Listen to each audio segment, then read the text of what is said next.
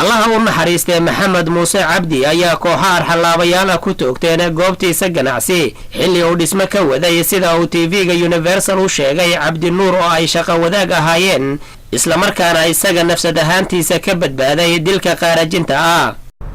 marka aniga iyo maxamed allah u naxariistay waxaan ahaynay shirko iyo nin kale oo saaxiibkay la yiraahdo xasan kaamil cuuti saddexdeenu dukaanka ayaan shirka ku hayn laakiin dukaanka maalintaas iyo 2 maalin oo ka horeysay wax shaqo kama socon dhismo ayaa ku socotay marka anagoo rabna marka inaan ka soo tagno isla markiiba ayaa qadartaani timiday niman adiga tuugaha oo aan hadda bar garanaynay oo saddex ayaa imaaday waxba hadala gelino laakiin wali iska sii socda ayuu qorigiisaan hal mar u soo bixiyay asigoo saan sii socdana wali saas oo xabad u soo riday xabadii la soo riday maxamed allah u naxariisto halka bay uga dhacday sujuuda aniga uu ila daba kacay xabadii kale aniga dukaanka marka meel hool ayuu lahaa hoolka ayaan sida u galay oo ila soo galay xabad labaad ayuu keenay guri oo isha ayaa ku dhiganay oo odaga lahay guriga marka guriga ayaan sii galay guriga haddaan sii galayna xabad saddexaad ayuu keenay haddana jaranjar ayuu lahaa guri dabaq ayuu haay jaranjartii aan koray markaan koray haddana xabad afraad oo keenay dabaqina waan isla kornay labadeen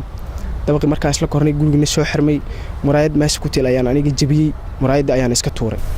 allaha u naxariistay marxuumka ayaa lagu aasay qubuuraha muslimiinta Moobari ee magaalada Cape Town ee dalkani Koonfur Afrika. ganacsatadii ka soo qayb gashay aaska ayaa wax laga xumaado ku tilmaantay dilalka aan joogsiga lahayn ee loo geysto ganacsatada Soomaaliyeed ee ku dhaqan dalkani Koonfur Afrika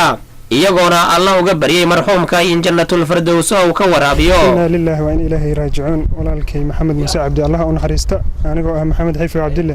walaalkay waa ninkan isku meel ku soo kornay waa garabkayga midka waa wax maanta macnaheed ilaahay ku diidana geerida iyo naxdintii iyo haysmaanta aan macnaheed la soo koobi karin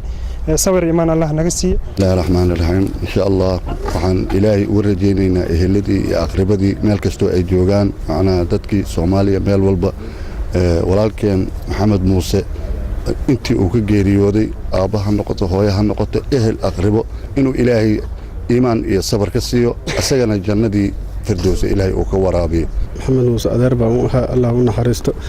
gacan ka xaqdarna dishay tidishana insha Allah ta'ala ilaahay waxaan leenahay qabrigiisa allah u waasiyo intii uu ka dhintay aabihii iyo adeeradii iyo intii ehelka aqraabada dhammaan sabir iimaan allah ka siiyo annagana allah naga wada siiyo. inna lillahi wa inna ilayhi raaji'uun. walaalkeen maxamed muuse allah u naxariisto gacan ka gardarna ayaa dishay asagana waxaan baryaynaa ilaahay inuu jannadii firdaws ka waraabiyo eelkii qaraabadii asxaabtiina ilaahay ma aragtay sabir iimaan ilaahay ka siiyo. walaalkeen maxamed muuse ilaahay ha u naxariisto wax kale hadda aan dhihi karna ma lahan qof naf walba way dhimanaysaa